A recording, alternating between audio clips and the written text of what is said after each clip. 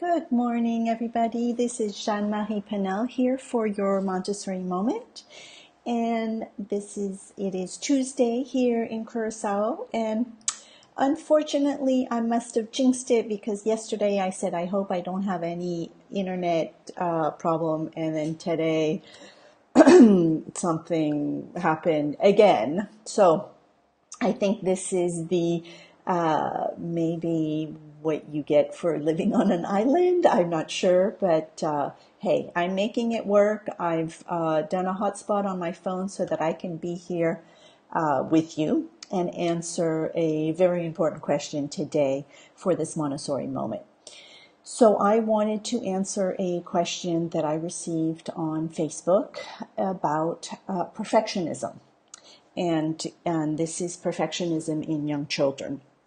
And this is actually more common than we think because children do have this great sense of order and wanting things to be orderly and perfect and such. And some have it more than others. And so it's really important to speak to that and to help our children get over, or not necessarily get over it, but to be able to deal with it in a healthy way, to not let perfectionism stop them from trying new things and from exploring in their curiosity and such, because we know that even as adults, when we do work on what our life challenges are, I've heard a lot of adults say, oh, but I don't dare because it's not perfect, or wanting to get a course out or wanting to do these. And I think today is a perfect example for me. I could very well have stopped and gone, no, it's, there's too much going on, the internet's not working, I'm not sure, I don't have my makeup on, I've just come home from a walk. I mean, all of these things, that could have stopped me from showing up because it wasn't perfect. And I think it's really important to help our children get past that so that it doesn't stop them from showing up for the world, for people and such. I didn't let that stop me from showing up for you today. So to help our children, there are several things that we can do. And so I'm just going to read a little bit what this comment was. And it's basically, I would love to have your insight. My son is 5 years old and a perfectionist. So one thing to be careful is to not label our children. So, he likes things done a certain way, or you've observed, I'm just stopping there because sometimes it's easy for us to kind of put a label and then, put them in a box and this is how they are, and we're going to let them be in that box. So being mindful of that, of just the labeling for one. But to continue on. So if a drawing he made didn't turn out the way he liked, he crumbles it. If we want to play a new game and he sees others are already good at it and he's not, he refuses to play. His perfectionism is really bothering him. We read books about winning not being the most important thing, about the brain, that every time you practice, you stretch it, which is wonderful, your brain, and it gets better. We talk to him that everything doesn't have to be perfect, but it doesn't seem to help, especially when he is having a fit about these things. What else could we try? So great question, and thank you for posting it. So for one, when we say to a child, it doesn't have to be perfect, unfortunately for them it does. So it's more about being compassionate, about understanding that this is important for them. And so more about the language of, oh, wow, yes, you wanted this to be different.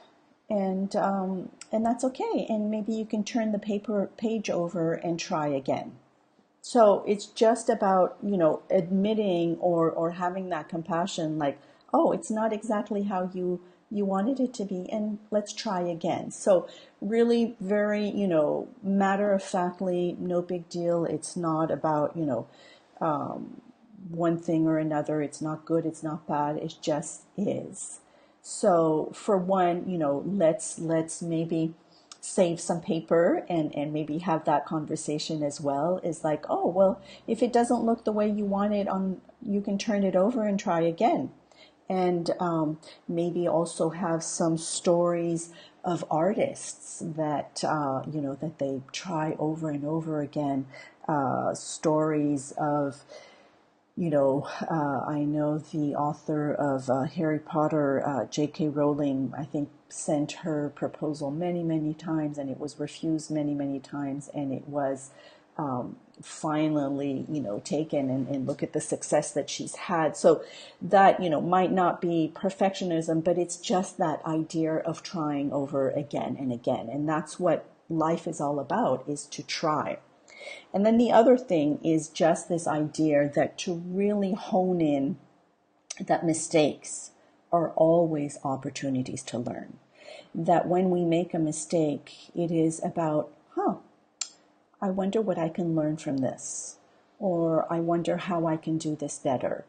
Or, to really question ourselves when we make a mistake, as opposed to just saying, oh, I made a mistake, I must be, incapable or whatever. That mistakes are the way that we learn.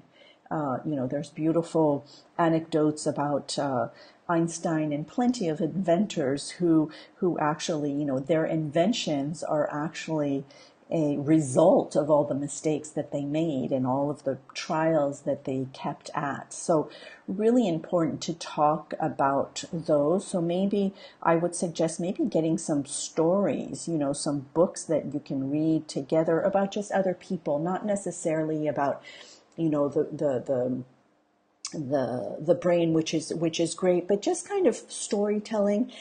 And then the other thing that I would really hone in on too is, your modeling around mistakes and perfection and everything, like really taking a look of how you're reacting maybe to mistakes, and really having some stories as well about maybe your own childhood, about things that you thought you weren't good at and then you tried over and over again.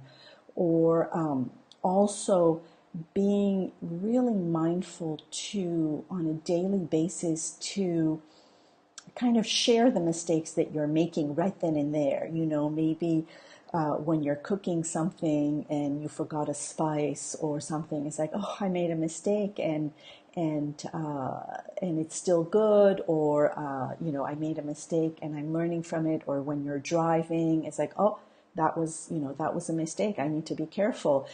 Things like that, where it's just about that language, about really making it okay to make mistakes. I think we are in such a world where everything has to be perfect, and we get rewarded for being good and all of this, that if we can peel away all of that and give our children permission to make mistakes, and when there's a spill at home or when there's a mess, it's like, oh, wow, there's let's figure out how we can fix this. And it's always about that language of finding the solutions, of really going beyond that.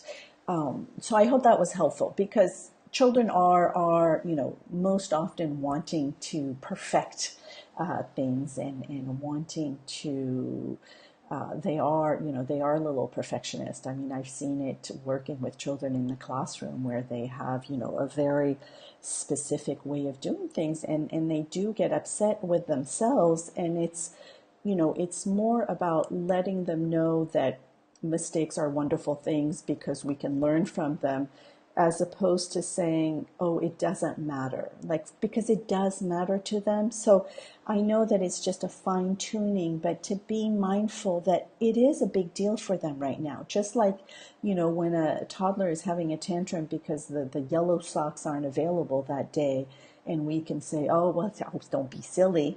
But for them, it's a big thing. So it's always that idea of the compassion of that it is a big deal for them.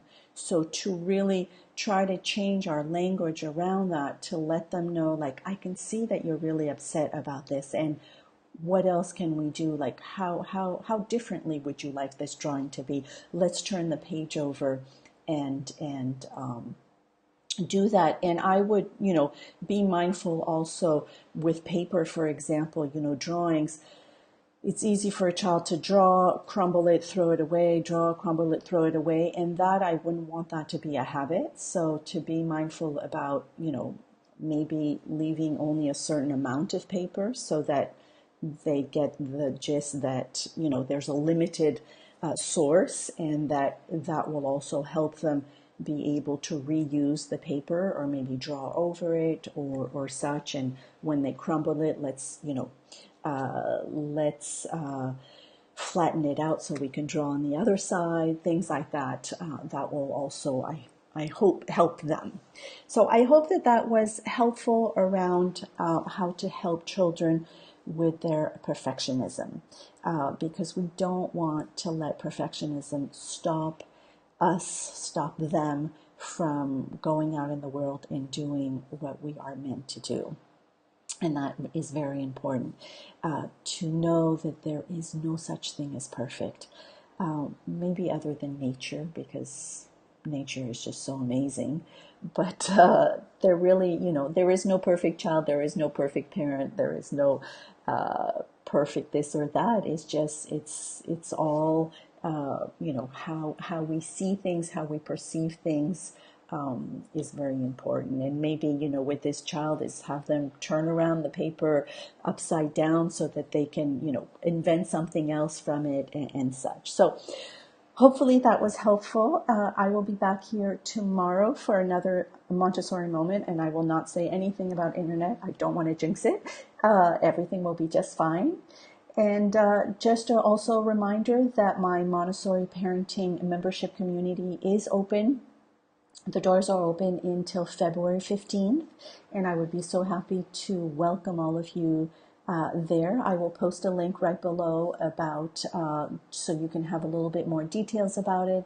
It's basically a $30 a month, or you can do a yearly plan and you get an extra free month. But I share all of the knowledge and resources that I have accumulated over the years of mentoring parents, of working in the classroom, of being a parent myself, and doing my own research.